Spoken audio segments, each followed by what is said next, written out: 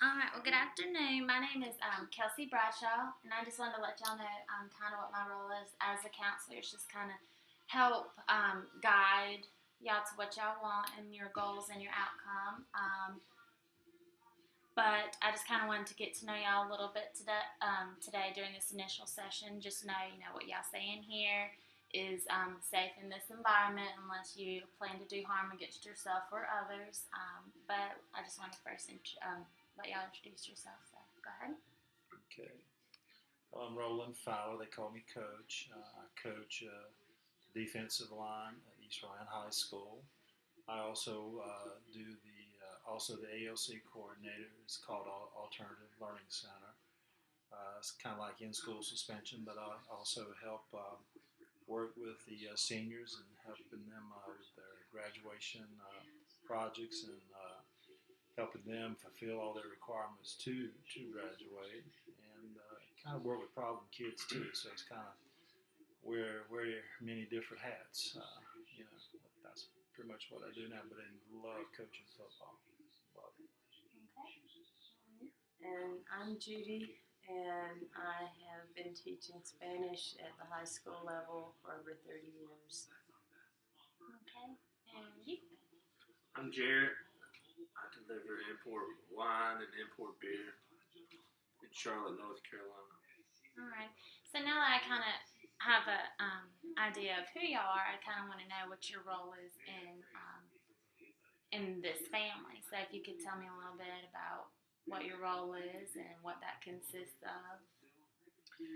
Well, I'm the proud father of three beautiful young ladies, and as they were growing up, I guess more of the doing my best to be a good parent and teaching the right from wrong kind of things, and now I guess as they have gotten older and they're pretty much on their own and married and got kids of their own, I kind of act. Sometimes I just want to be there for them if they need advice or just need someone to talk to, or just someone just to, I'm still dad and they can lay their head on dad's shoulder anytime they want to. Just let them know I'm there for them, uh, and still be a part of their life and kind of watch the grandkids and help spoil and nurture them, as they grow up. Okay. Well, I'm the mother, and I feel like you never quit being a mother, and I enjoy being the grandmother and doing the kind of things for them as I did for my girls, and yes, I enjoy the nurturing part of it, and making a home, and yes, both of us are breadwinners, but I like to do things like cooking and making sure that folks are healthy and eating healthy, and being in a nurturing environment. Okay. I'm the son-in-law, Kelsey's husband.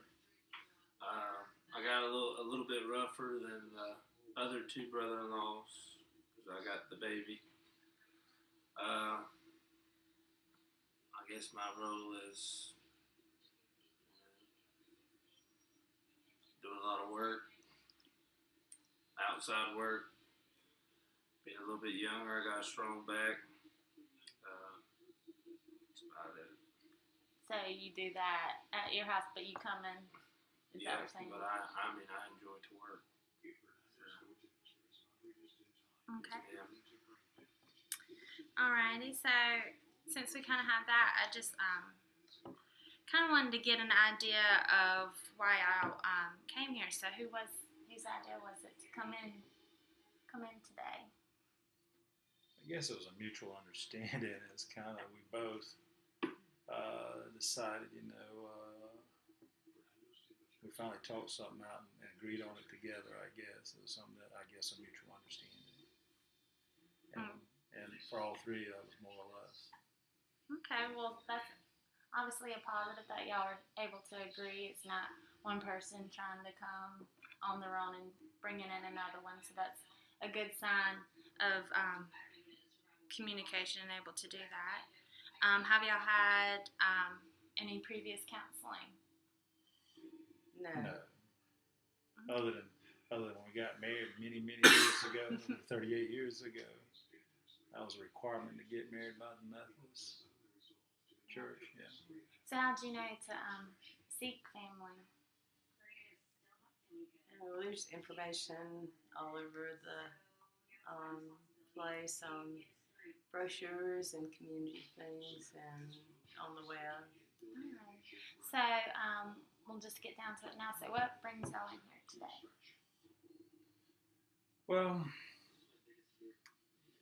there's several things.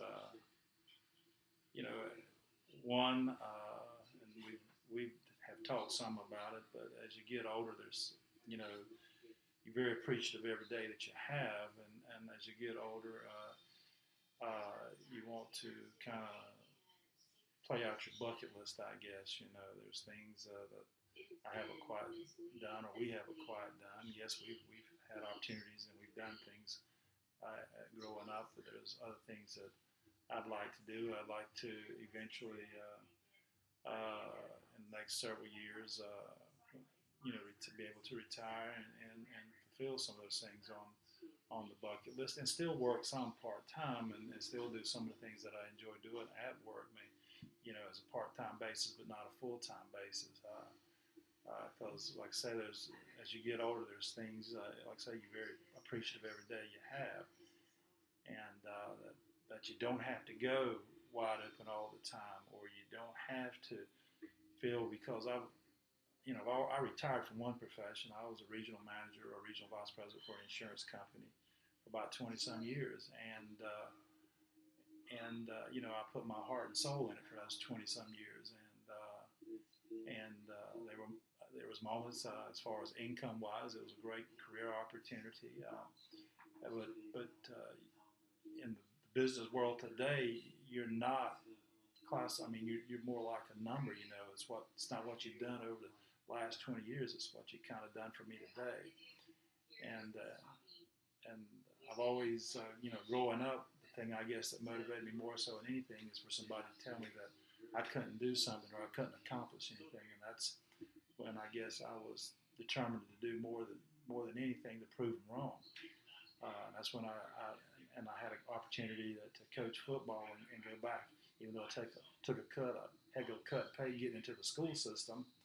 But it was fulfilling. It was something that I wanted to accomplish, something I wanted to do. And there's other things in life as I get older that I want to accomplish and I want to do, or that we can do together, And, she wants to continue to work, and I guess till she's 95. I don't know, and that's something that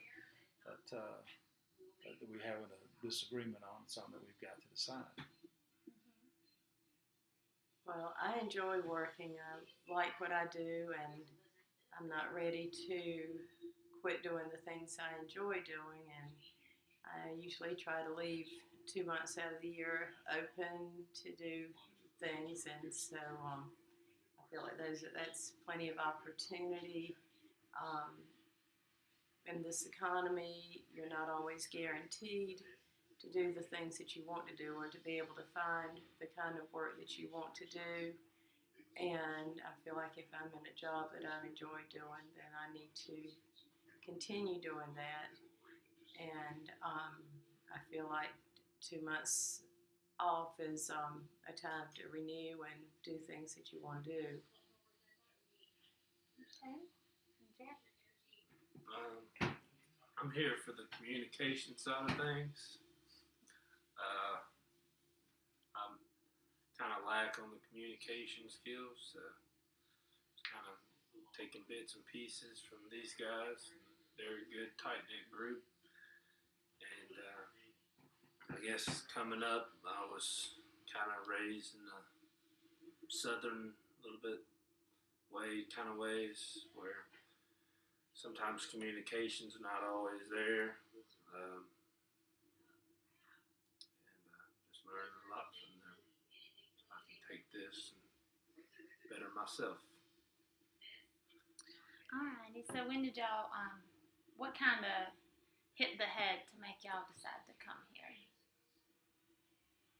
Well, we're not getting any younger, and when you had a few years ago, um, it was just I was working to get in shape for football practice. It was in 2010, and I was having a difficult time getting my second win, or feeling chest type pains and everything. And so my youngest daughter, and in fact all three girls, and including my wife here, they got on my case. Well, you need to go get it checked out. Get it checked out. It was like that thorn in the side. And so finally, I went to the doctor, and one thing led to another. I went through a series of tests, and make a long story short, ended up having triple bypass.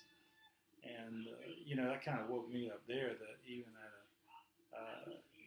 being in the mid 50s at that time, you're not guaranteed the next day, and your body, your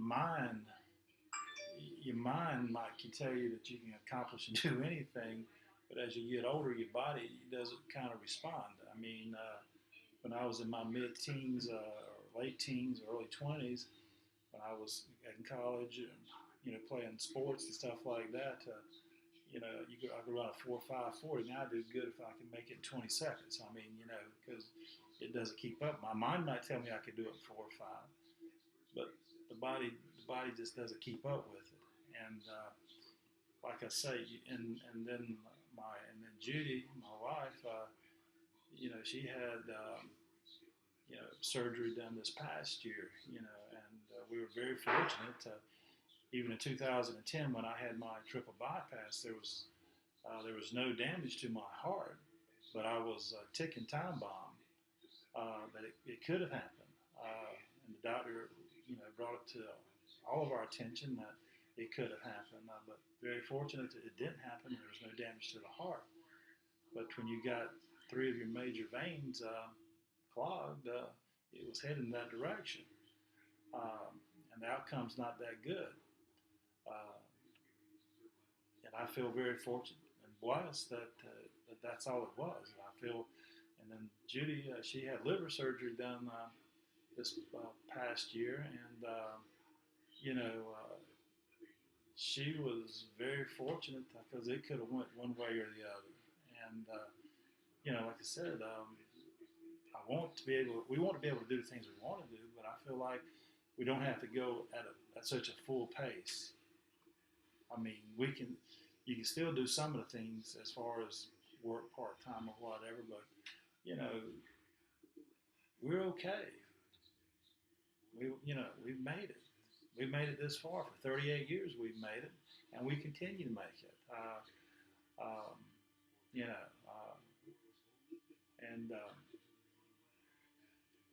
and it's come to the point because I say I want to be able, if we want to be able to go somewhere or do something with the grandkids, we don't have to wait till the summer to do it. We can do it in January. We could do it in November.